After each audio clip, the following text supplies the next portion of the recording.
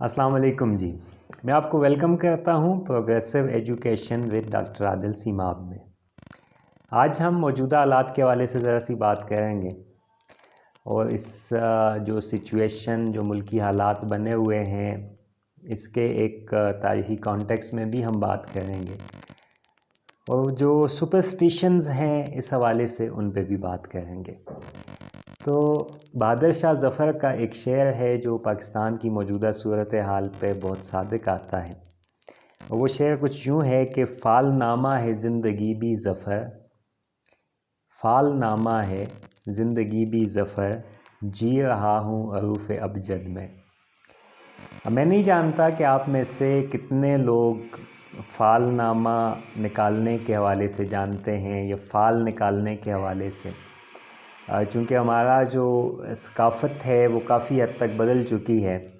ایک زمانے میں ایسے ہوتا تھا کہ میں جب اپنے شہر کے بازار میں نکلتا تھا تو کہیں نہ کہیں ایک طوطے والا جو ہے مجھے مل جاتا تھا، جس نے چھوٹے چھوٹے لفافوں میں کچھ پرچیاں رکھی ہوتی تھیں، اور وہ لوگوں سے پیسے لے کر ان کی فال نکالتا تھا۔ وہ طوطا جو پرچی نکال لیتا تھا تو پھر وہ ان کو بتاتا تھا۔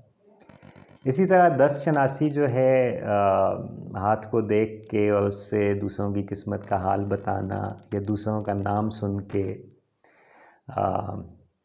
اس نام سے اس کی قسمت اور اس کے مستقبل کے بارے میں بتانا، یہ ایسی چیزیں ہیں جو ہمارے ہاں مختلف ہماری ثقافت کے اندر رچی بسی ہوئی چیزیں تھیں۔ مجھے یاد ہے کہ 2003 میں ایک اپنے روحانی سفر کے سلسلے میں جب مجھے خدا کی تلاش کا سفر تھا اور میں خدا کو ڈھونڈ رہا تھا، تو گجر خان میں جانے کا اتفاق ہوا۔ وہاں پہ پروفیسر احمد رفیق اختر کا میں نے نام سنا، ان کی کچھ کتابیں دیکھنے کا اتفاق ہوا، تو مجھے بہت اشتیاق پیدا ہوا کہ میں جانوں اور میں جا کے ان سے ملوں کہ یہ کیسی شخصیت ہے، کیونکہ بقول ان کے وہ خدا سے ملاقات کرانے میں یا خدا کی تلاش کے سفر میں رہنما ہے۔ تو جب میں وہاں پہ پہنچا اور انہوں نے وہ ایک محفل سجی ہوئی تھی، صاحب جو ہیں ایک گولڈ لیف کا سگریٹ لگائے ہوئے، جینز پہنے ہوئے، کوٹ پہنے ہوئے، ایک بہت قیمتی جو ہے بیڈ پہ بیٹھے ہوئے تھے، صوفے لگے تھے، کارپٹس تھا، یعنی وہ کوئی عام آدمی کا یا درویش کا ایک ڈیرا جس کو ہم ہمارا تصور ہوتا ہے، میرا جو تصور تھا خاص طور پہ کہ درویش جو ہیں وہ دنیا سے بالکل لا تعلق ہوتے ہوں گے، ویسا نہیں تھا۔ بہرحال انہوں نے مجھ سے میرا نام پوچھا اور کچھ پیشن گوئیاں کیں انہوں نے، جو کہ درست نہیں تھیں۔ بہرحال جو مجھے اتفاق ہوا وہاں پہ وہ یہ ہوا کہ جو لوگ بھی وہاں بیٹھے تھے وہ ان سے ان کا نام پوچھتے تھے، اور پھر وہ ان کو بتاتے تھے کہ جناب آپ کے لیے کیا مناسب ہے اور کیا نہیں ہے، فیصلہ آپ کو زندگی میں کس طرح کے فیصلے کرنے چاہیے، کون سا کیریئر چوز کرنا چاہیے، آپ کے گھر کے مسئلے سے حل ہو سکتے ہیں، اس طرح کی چیزیں تھیں۔ بہرحال میں وہاں سے تو واپس آ گیا، اور پھر مجھے پتہ چلا کہ جو پاکستان کے موجودہ وزیر اعظم ہیں ان کا بھی ایک تعلق رہا ہے پروفیسر احمد رفیق اختر صاحب کے ساتھ، اور یہ ان کے پاس آتے جاتے تھے۔ خیر ہمارے وزیر اعظم جو ہیں ان کی اسپریچویلٹی یا ان کی جو روحانی تعلقات ہیں وہ تو کافی آپ دیکھتے ہی ہیں، ان کے ہاتھ میں وہ جو تسبیح ہے وہ احمد رفیق اختر کے جو پیروکار ہیں وہ ایک مخصوص تسبیح ان کے ہاتھ میں ہمیشہ ہوتی ہے۔ پھر جو ہے وزیر اعظم صاحب کی جو مسز ہیں وہ بھی خود مسٹک ہیں، تو اب یہ جو پورا کھیل ہے، یہ جو کانٹیکس میں آپ کے سامنے بیان کر رہا ہوں وہ اسی میں ہے کہ جب ایک ایسا شخص جو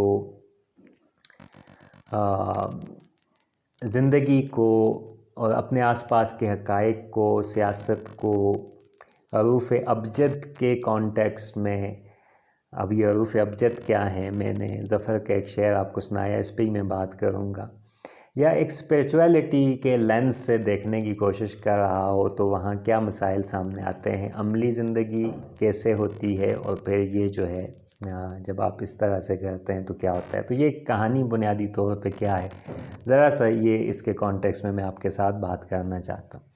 اچھا، میں آپ کو یہ بتا دوں کہ یہ جو حروف ابجد ہیں اس کے حوالے سے میں نے کچھ ریسرچ کی اور کچھ مجھے جاننے کا موقع ملا. وہ یہ ہے کہ یہ فلسطین کی جو سویلائزیشن ہے، کنعان کی سویلائزیشن، وہاں پہ ابتدائی طور پہ تصویروں کی شکل میں الفاظ ہوتے تھے، یعنی ہر لفظ کی تصویری شکل ہوتی تھی. لفظ نہیں ہوتے تھے، سمبلز نہیں، علامتیں نہیں ہوتی تھیں. اب وہ علامتیں کیسے؟ جیسے الف ہے تو الف کے لیے بیل کی تصویر بنائی جاتی تھی، بیت اس کے لیے جو ہے وہ گھر کی تصویر بنائی جاتی تھی، جیم کے لیے اونٹ کی تصویر بنائی جاتی تھی. اب اگر آپ ان کو غور سے دیکھیں تو اس میں کچھ نہ کچھ آپ کو وہ جھلک نظر آئے گی. پھر وہاں سے ہی الف، بے، جیم، دال، یہ جو مختلف حروف ہیں ابجد کے جو حروف جنہیں کہا جاتا ہے، ان کی تصویری شکل کو علامتی شکل دی گئی، یعنی الف اور بے اور جیم اور دال. اور یہ علامتی شکل پھر مختلف زبانوں میں مختلف سمتوں میں گئی. یہ روم کی طرف گئی، یونان کی طرف گئی، انگلش پہ اس کے اثرات آپ کو نظر آتے ہیں، عرب دنیا کی طرف بھی یہ آئی، ہند کی طرف بھی آئی. تو یہ جو ابتدائی علامتیں ہیں یہ کنعان سے شروع ہوتی ہوئی دکھائی دیتی ہیں. اچھا، اس میں آپ جو کامنیلٹی دیکھیں گے کہ کیسے ہمیں پتہ چلتا ہے کہ یہ وہاں سے ہیں، تو اس میں بہت زیادہ کامنیلٹی ہے. مثلا لیٹن میں الفا، بیٹا، گاما، اردو میں الف، بے، جیم، اور انگلش میں اے، بی، سی. اب سی کی آواز جو ہے بعض لینگویجز میں جیم کی آواز وہ پیدا کرتا ہے، لیکن سی کی آپ شکل دیکھیں تو وہ جیم سے بالکل ملتی جلتی ہے. بہرحال یہ حروف جو ہیں یہ ڈیولپ ہوئے اور ان کو حروف ابجد نام دیا گیا. اور بنیادی طور پہ علامتوں میں جب اس کو ڈالا گیا تو اس کے پیچھے تو یہی تھا کہ لکھنے میں سہولت ہو، سمجھنے میں سہولت ہو، آسانی ہو. اب پوری تصویر بنانا جو ہے وہ ہر ایک کے بس کا کام نہیں ہوتا، تو عام آدمی کی ایکسیس میں زبان کو پہنچایا جائے اور اس کی منتقلی کو پہنچایا جائے. لیکن جب بھی انسان نے اپنی ریشنل بنیادوں پہ کوئی ترقی کی ہے، فکری بنیادوں پہ کوئی ترقی کی ہے یا سائنسی بنیادوں پہ کوئی ترقی کی ہے، تو اس کے ساتھ ساتھ اس کی ایک اسپریچول میتھولوجیکل ورلڈ جو ہے وہ بھی اس کو ایڈاپٹ کرتی ہے.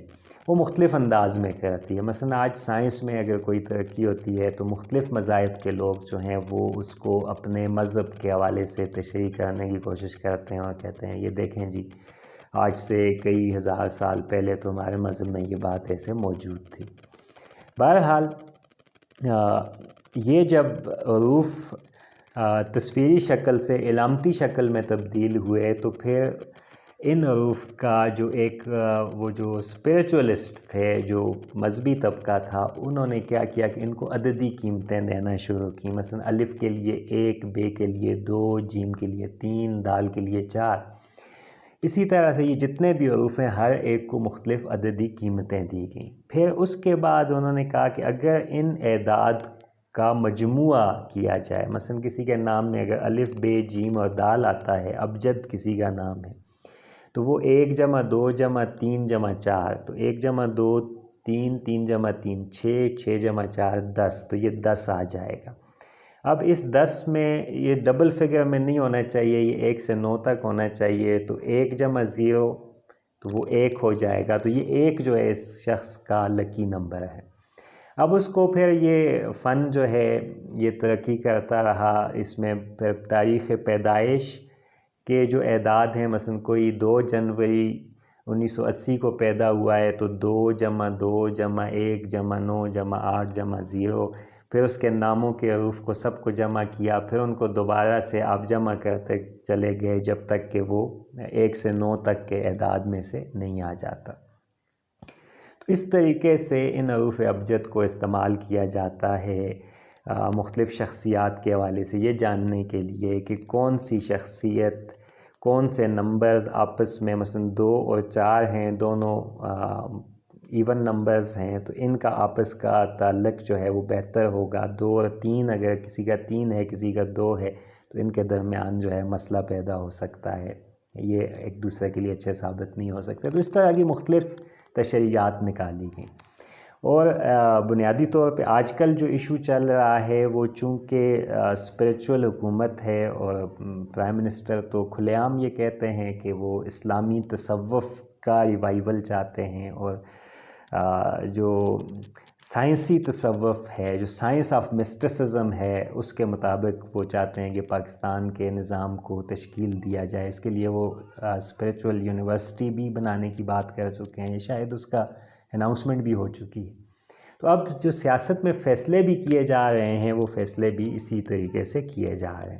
تو اس میں پھر اگر آپ کے نیب چیئرمین کا مسئلہ ہے کہ اس کو ہٹانا ہے یا نہیں ہٹانا، تو وہ اگر اس کے نام اور اس کی تاریخ پیدائش ہے وہ تمام اعداد عمران خان کے نام کے اعداد کے ساتھ میچ کر رہے ہیں، تو اس کا مطلب ہے کہ یہ بندہ آپ کے لیے کیا ہے جی، یہ خوش قسمت ثابت ہو سکتا ہے. تو اس لیے اس کو نہیں ہٹانا، تو اس کے لیے پھر قانون کو بدل دیں گے، اس کو نہیں بدلنا. اسی طرح سے DGISI کا جو اپوائنٹمنٹ کا ایشو کچھ دنوں سے چل رہا ہے، اناؤنسمنٹ ISPR کی طرف سے ہوئی، پرائم منسٹر نوٹیفیکیشن نہیں کر رہے. اب پتہ نہیں سچویشن عروف ابجد جیتتے ہیں یا عملی سیاست کی طاقت جو ہے وہ جیتتی ہے، یہ تو وقت بتائے گا. لیکن وہاں پہ بھی مسئلہ یہی ہے کہ جو نام ہے نئے آنے والے چیف کا، جس کا ISPR نے اعلان کیا ہے، ندیم امجد، اس میں اور ندیم انجم اور جناب عمران خان جو ہیں، ان کے ناموں میں مسئلہ ہے. پھر جو فیض حمید صاحب ہیں، ان کے اور عمران خان کے نام جو ہیں وہ میچ کرتے ہیں. تو اسی طرح عثمان بزدار جو ہے وہ بالکل پرفیکٹلی میچ کر رہا ہے. عمران اور عثمان جو ہے ان کے ایک ہی کیٹیگری کے نام ہیں اور ایک ہی حرف پہ جا کے یہ ابجد کا مجموعہ آتا ہے. اس وجہ سے 100 تنقید کے باوجود انہوں نے اس کو رکھنا ہے، کیونکہ یہ ان کے لیے خوش قسمت ثابت ہوگا.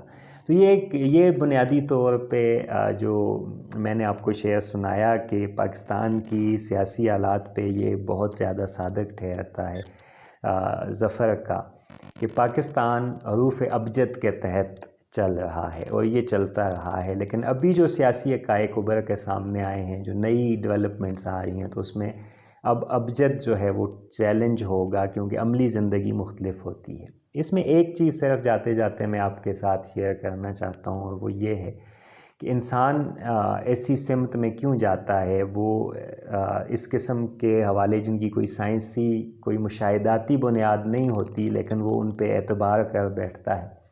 اس کی وجہ یہ ہے کہ انسان کی نفسیات کے اندر ایک مسئلہ ہے کہ وہ اپنے فیصلوں کے، یا خاص طور پہ وہ لوگ جو نفسیاتی طور پہ کمزور ہوتے ہیں، جن کی ایموشنل انٹیلیجنس جو ہے وہ اتنی اچھی نہیں ہوتی، تو وہ کیا کرتے ہیں کہ وہ ان کو اپنے کسی بھی فیصلے کے لیے کہیں اور سے انڈورسمنٹ چاہیے ہوتی ہے. وہ خود ڈیسیجن نہیں لے سکتے، تو وہ کیا کرتے ہیں کہ کسی اور پہ اس ڈیسیجن کا ملبہ ڈالنے کے لیے کہ اگر برا ہو گیا تو کہیں گے ہم نے تو اس کے مطابق کیا تھا. تو وہ بجائے اس کے کہ وہ حالات کا تجزیہ کریں، سائنسی بنیادوں پر اپنے مشاہدے پہ اعتبار کریں اور پھر اپنے لیے فیصلہ کریں کہ زندگی میں انہوں نے کیا کرنا ہے، وہ اس قسم کے سہارے ڈھونڈتے آئے ہیں. اور وہ لوگوں کے پاس جا کے کہ آپ بتائیں جی مجھے یہ کام کرنا چاہیے یا نہیں کرنا چاہیے، یہ میرے لیے خوش قسمتی کا سبب ہوگا یا بدقسمتی کا سبب ہوگا. اصل میں انہوں نے ڈیسیجن لینا ہوتا ہے، اور انڈیسائسونیس جو ہوتی ہے وہ انسان کو اس سمت میں لے جاتی ہے. اور وہاں لوگ پھر بیٹھ کے حروف ابجد کا استعمال کر کے اور ان کو بتاتے ہیں کہ یہ کام آپ کو کرنا چاہیے، کب کرنا چاہیے، کس وقت کرنا چاہیے. مثلا ہندو جو مائتھالوجی ہے، ہندوز کے ہاں جب کپلز بنا رہے ہوتے ہیں تو وہ جی دونوں کو، میل اور فیمیل جو پارٹنرز ہوتے ہیں، ان کا حساب کتاب کیا جاتا ہے کہ یہ دونوں ایک دوسرے کے لیے اچھے ثابت ہوں گے یا نہیں ہوں گے. بہرحال یہ کلیش جو ہے تصوف کا اور اب زندگی کے حقائق کا، وہ کھل کے سامنے آ گیا ہے، کیونکہ آپ کب تک اس طریقے سے عملی زندگی کے معاملات کو چلا سکتے ہیں، یہ زیادہ عرصے تک ممکن نہیں ہوتا. اب دیکھتے ہیں کہ حروف ابجد جو ہے وہ اپنی حکمرانی قائم کرتے ہیں، یا جو طاقت ہے، جو قوت ہے، وہ اپنی بات منوانے میں کامیاب ہوتی ہے. آج کے لیے اتنا ہی. Thank you very much.